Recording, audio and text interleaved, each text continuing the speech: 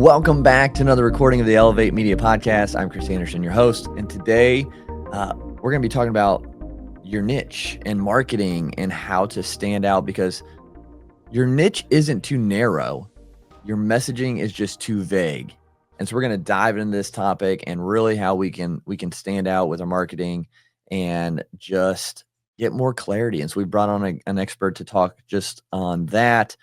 She has helped scale global brands like Lindt and Kraft Heinz, and now she's bringing that billion-dollar clarity to scrappy business owners like yourself looking to grow with confidence. So, Nadja Fromme, welcome to the Elevate Media Podcast today.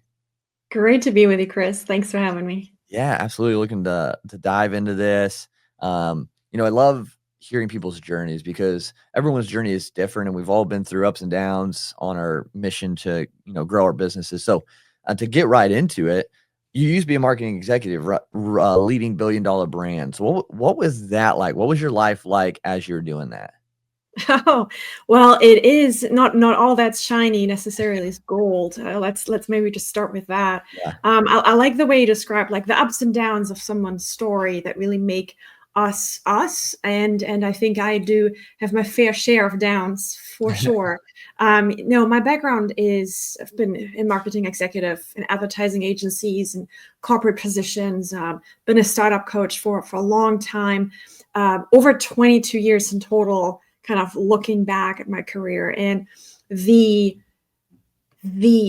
driver for me to climb the career ladder and really make my way up there pretty fast was because I thought, being a CEO, making it all the way up to the ladder, that's where fulfillment lays. That's where, happiness is going to await. And that's where the grind and this feeling of just the pressure never stopping. I just thought at some point there must be this pinnacle.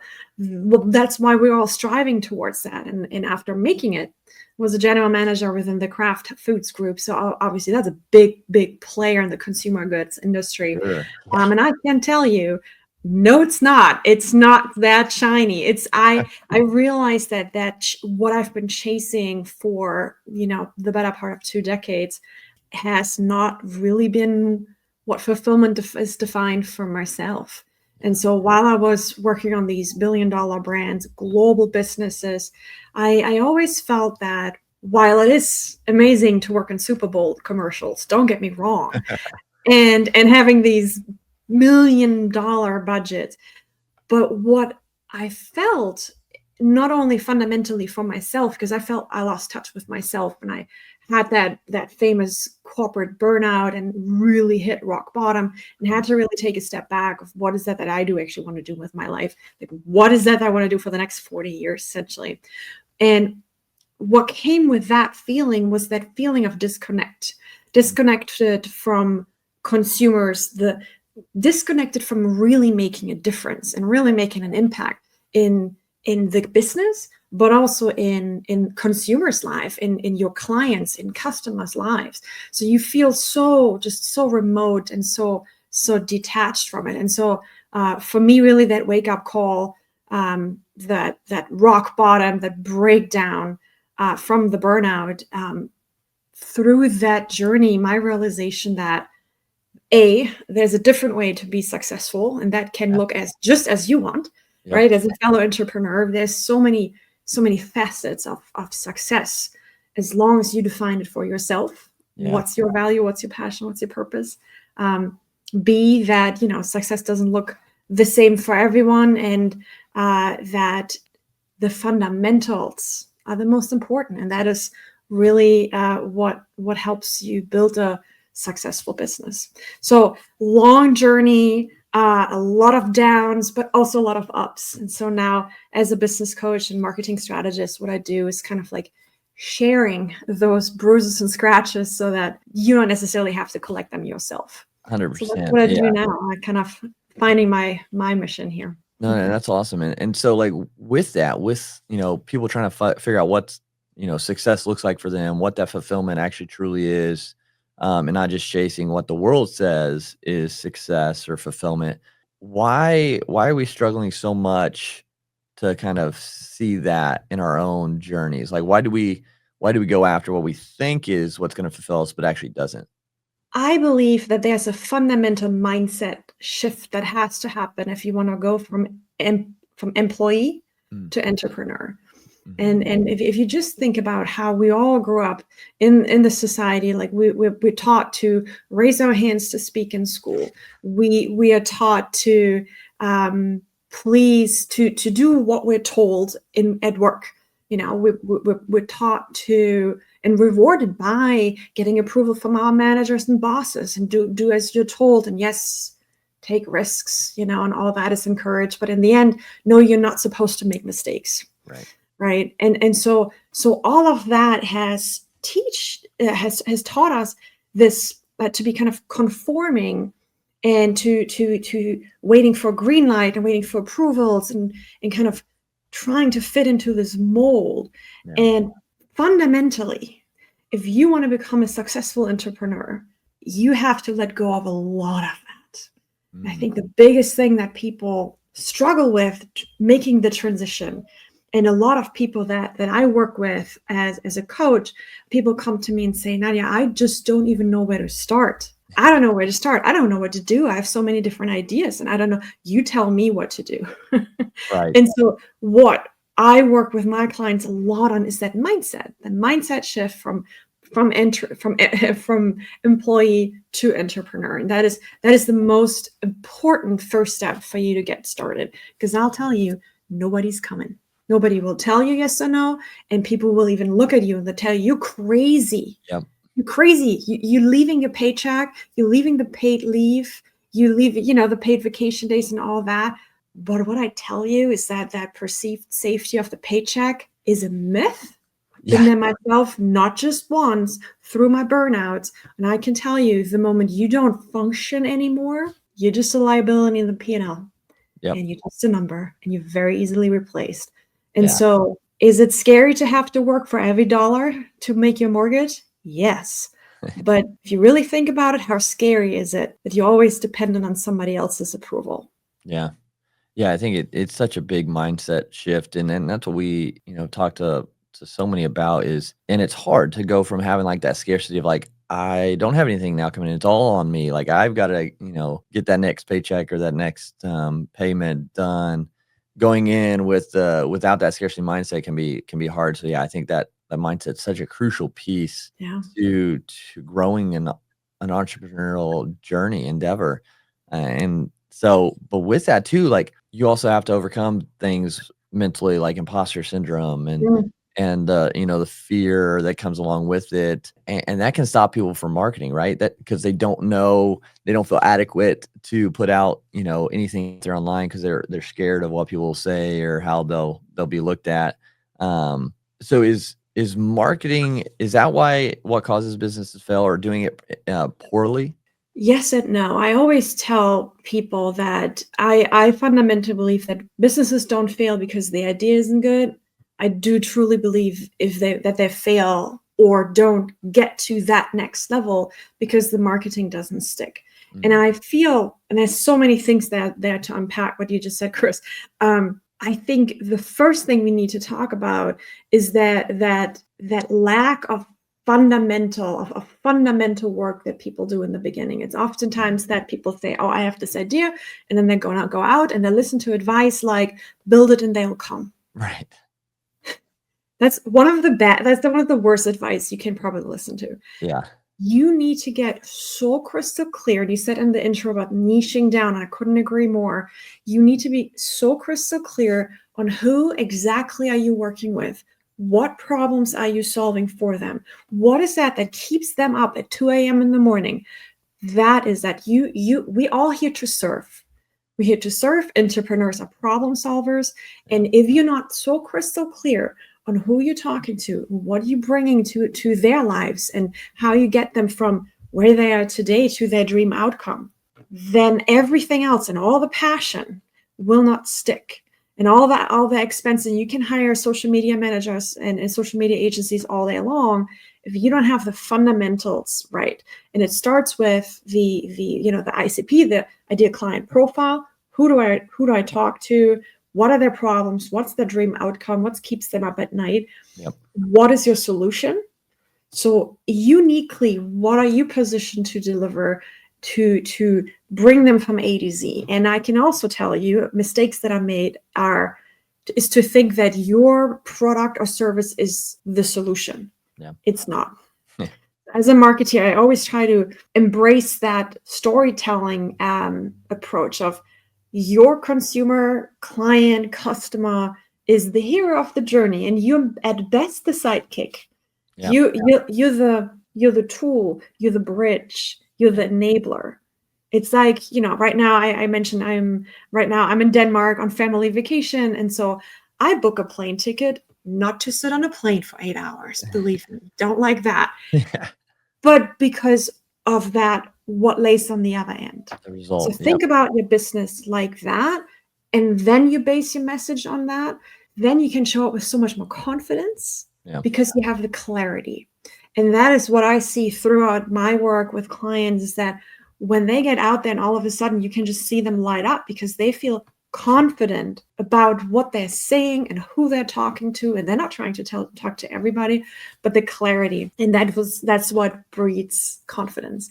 And that's like, long-winded, but that's like the fundamental work that many people skip, and they just think you just post on Instagram every day and then it'll happen. And believe me, it won't. Yeah. Yeah, and I think that's a great thing to hit on, because a lot of people think if I niche down, if I become more specific, I'll pigeonhole myself in, there won't be enough people. And so what are some like red flags that a founder or a CEO's niche is too broad? I would say what you can look for is when you talk to people, let's say in an interaction, some kind of like sales call, a discovery call, or even a networking conversations. If you kind of see people's eyes glaze over because they can't connect to it, you need to be so niche that your ideal client has no other chance but to say, whoa, wait, that's for me. Mm-hmm. They lean in. Right? They're getting curious.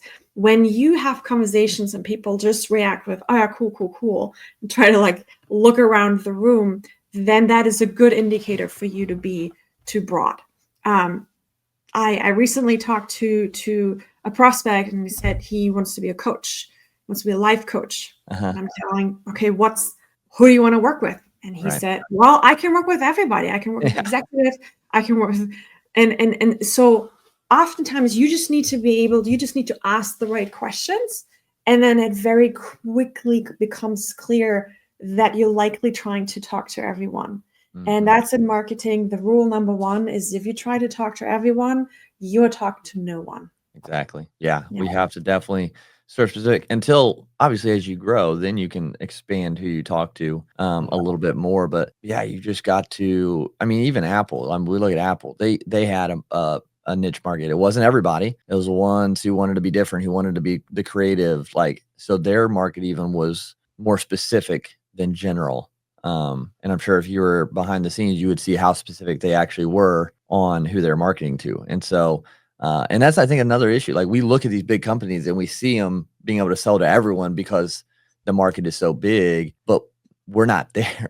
We're not there as small businesses to be that way. So we're trying to match what these big, huge companies are doing when we're still a small business.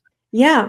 One good insight about that is that those large companies, and been having run haven't worked with Apple, but equivalently large and well-known brands, and what their luxury problem is that they have up to 100% awareness. Brand awareness. People know you. Yep. So if you think about a marketing funnel where at the top there's the awareness, the funnel kind of like going down through conversion all the way through consideration and trial all the way to conversion. And if you think about that, everybody already knows you, then it is much harder to get that, to find that 1% of people who don't know you yet. So they have incredible marketing waste in the advertisement, and that there's peanut butter spread it out there. So they can be broad. They have to be broad because they have to find that 1% of the population that doesn't know them yet, that doesn't consider buying an iPhone yet. Right. And so So that is a completely different approach, but that is what people see. And oftentimes people try to model after what they're seeing. But the art to start from scratch when nobody knows you and not even your mom has fully understood what you're doing, you have a long way to walk to talk to your niche, and to your unique audience. And that is where you need to put the work in. And I know it sounds all shiny and everything to put Facebook ads and Google ads out there, but it will not stick if you don't have the fundamentals right. And it's not that sexy, but it is to get crystal clear on your message and your positioning. And that's where the content gets so much better, because you have content strategy and content creation becomes so much easier. It all falls into place when you know exactly who you want to talk to and what problems you're solving for them. That's where it starts. 100%. And I think with that too, so as we sharpen that target demographic that we want to hit, that client avatar, things like that, you mentioned, people don't know about you. It's so different starting from zero, starting a brand completely from nothing versus buying into a franchise or buying into a company that's been around for, decades, and you're just coming in and taking it over where they already have a foundation and people know them. So starting from zero, how do we start to build that brand awareness correctly if we have a good, specified niche? How do we start that brand awareness process? So one thing that I always advise new entrepreneurs on is to start to define what's your brand. And your brand is not your logo, right? Your logo, your website, even your social media, those are assets, marketing assets. What branding truly is the essence of your company and your brand. So almost think about it as, if your company, your brand would walk into a room, how would people feel about that brand? It's almost like you get to meet a new person. If Apple walks into the room, you know them. Yeah. You know exactly what they stand for. You have personal stories with them. You might like them. You might hate them.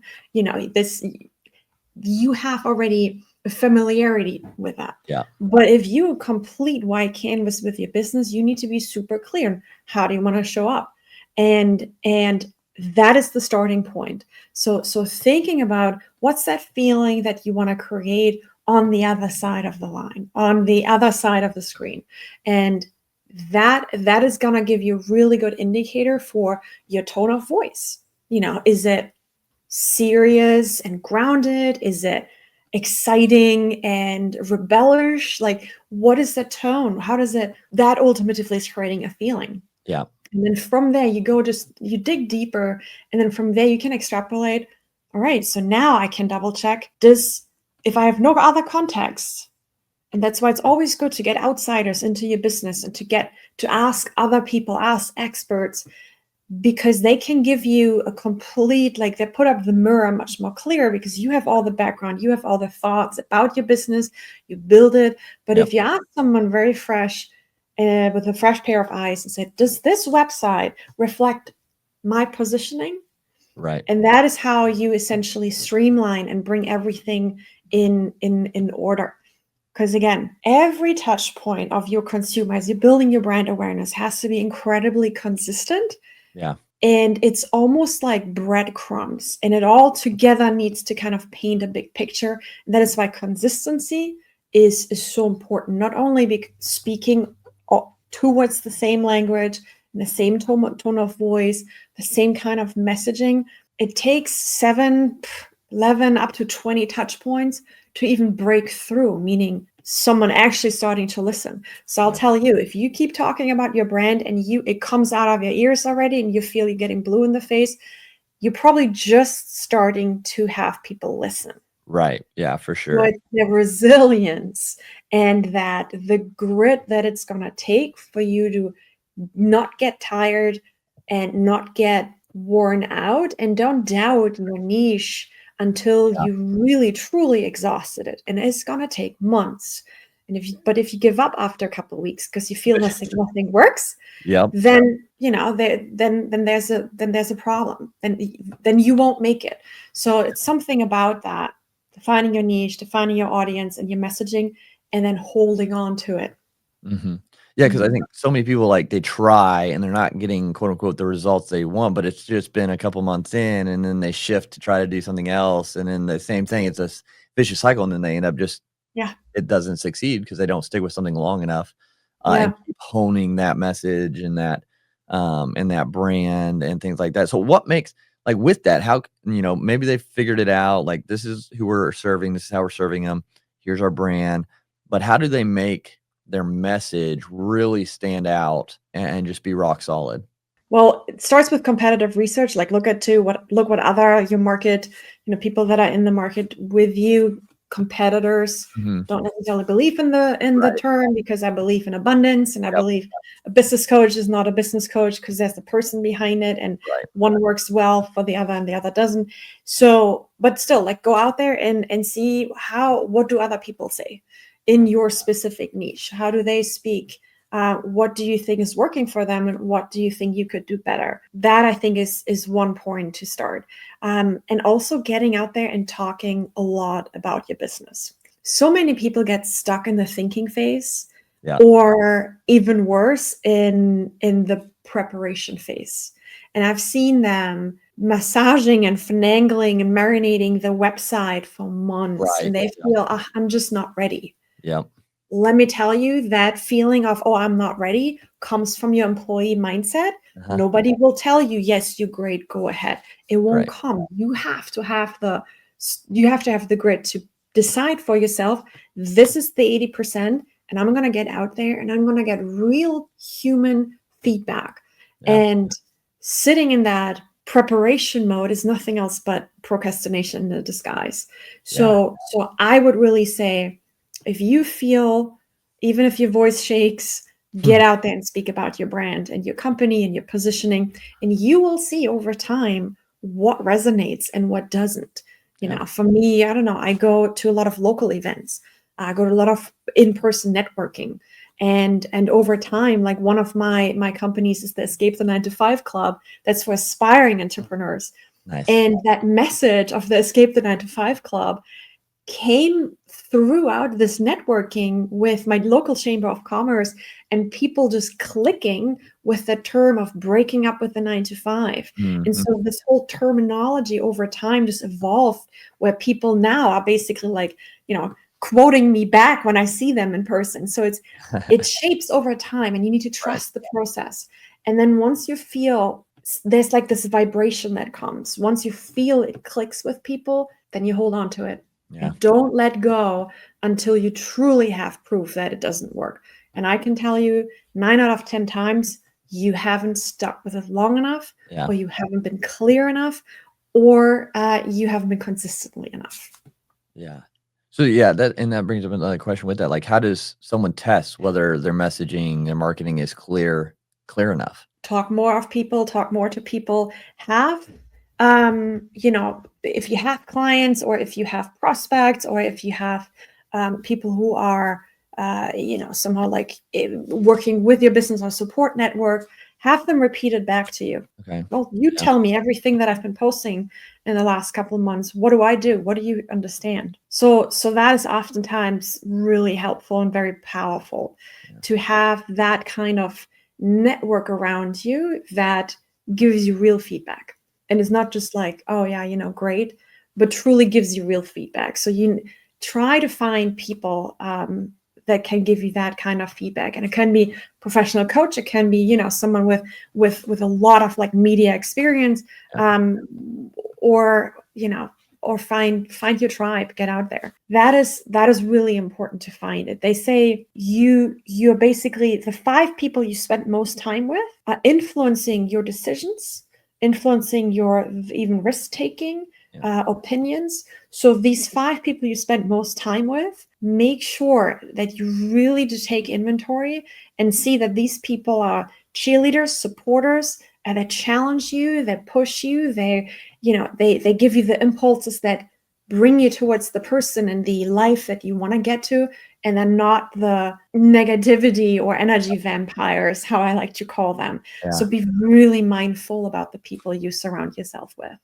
Yeah, and for those listening, like, it's not always in person. like you have access to so many people through podcasts, through YouTube videos, clips, social media that you can consistently lean into and learn from, and not even be in the same room. Like you have that ability now, which is great. So Yeah. find those few, learn from 'em, the ones who, have the life you're looking to have, or have had the success, or have done what you want to do, and just keep learning from them. But you have the opportunity to do that. So, and with that, like success, like also just like kind of how we started, you have to define what success looks like for you in your life, and what that fulfillment is. So, Nadia, for you, like I know your definition has changed since being in your career. What does that look like? What does success to you look like nowadays? That's such a great question.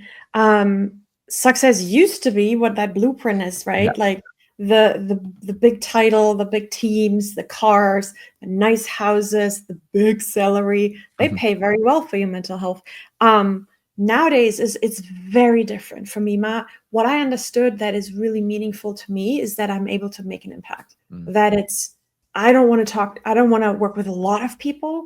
I work with a maximum of 6 clients at a time. Yeah. I'm diving deeply into it. Oftentimes we become friends. It Yep. is that direct impact that I can make. The other value that I've discovered for me is the freedom, the flexibility. Yeah. Laptop life. I don't have a lot of roots. I spent last winter in Savannah, Georgia, just to flee the cold of New Hampshire, where my chosen home is nowadays. Uh-huh. And so that flexibility and the freedom is something that's incredibly valuable, because Yeah. no matter how high in corporate you climb, there's always a boss. Yep. And there is paid vacation, of course, but somehow you never really disconnect. And so being able to combine what I do, what I love doing with the kind of lifestyle and that flexibility and the freedom that I never felt before. And that in combination gives me just the fulfillment, and it is just very gratifying to Yeah. see when I start working with someone and they have this little gray cloud. They're like, oh, I don't really know where to start. And they doubt themselves. And then throughout the journey, you just see them, flourishing, and they show up and it clicks for them. Yep. No paycheck, no matter how many zeros are on there, no paycheck could ever give me that feeling. So that's what fulfillment is like, and hopefully gonna be like for the next 40 years for me. That's awesome. Yeah. Is there something you prioritize now in your daily life that you didn't previously? Oh, my own mental health, Yeah. my physical health. I got only one, and I almost broke her 3 times. Yeah. So I take a lot of pride in taking breaks. Yep. I celebrate taking breaks. Boundaries, Mm. so important, so Yep. important. There are certain days in the week that I do certain, external conversations, or, networking, or talking to potential new clients. There are days reserved for that, and there are days reserved where I work in my business Mhm. versus on my business. Right. And then there are also days where I say, you know what, it's great weather, it's Yep. low tide, the dogs haven't been outside because we were all cooped up. I'm gonna call it quits, and we're gonna close today the computer at 12 p.m. I'm just gonna go to the beach for a couple hours, and then I might get back to it later. Yep. Those kind of boundaries, I feel like, just enable you to live a life that is truly fulfilled. And yeah, I'm not gonna tell you that it's gonna be less work. I work Right. more than I ever worked Yep. before. Yep. I always say, like, you break up with a 9 to 5 and exchange that for a 24/7 schedule. Yeah. Right. But I'm telling you, you know it yourself. Yeah. It just hits differently if you do it for yourself, if you do it in true alignment with what matters to you, Yeah. with your values, and having the freedom to work with people that you want to work with, Yeah. and leaving all these energy vampires out there, because we don't need them around. 100%. Yeah. Being super, secure with your time, and who gets it and where it goes, for sure, is 100%. And you got to enjoy the journey, right? Because then, Oh, at yes. the end of the day, what's it all about if we can't enjoy the journey to get to? Because the goal will always change. The mountaintop will always look different. It'll always change. So if you can't enjoy the journey to each of those, what's the point, really? So, Nadia, this has been a great conversation. Super, super grateful for your time. Would love for you to share where people can connect with you if they want to continue to learn, get your help if needed, and things like that. Where's the best place for them to go? My number one channel is LinkedIn. Okay. So find me on LinkedIn. Nadia Fromme, my name is fairly unique. It's spelled with a D and the J. So find me on LinkedIn. Just reach out, whatever. If I'm going to be able to help you right now or give you some pointers, I love to hear you guys' story. So that's going to be the best channel. I post freebies and advice and workshops that I give all the time. So that's going to be a good place for you to start to get in touch with me. Yeah, Excited awesome. for it. Yeah, so everyone make sure you go connect with her, just continue to learn from Nadia and what she's doing out there, and, yeah, it's been a great conversation again. So hone in your message, hone in who you help, really get specific, and just make your marketing super clear and just keep with it. So again, Nadia, thanks so much for being on the Elevate Media podcast today. Thanks for having me. Absolutely. And everyone listen, make sure you're following the show. If you aren't already, leave us a rating and review that helps us kind of expand the show, and then share this with another entrepreneur who's trying to get things rolling, who is starting out, and just support them in that way. So appreciate everyone who listens. Continue to go out there, elevate your life, elevate your brand, and we'll talk to you again soon.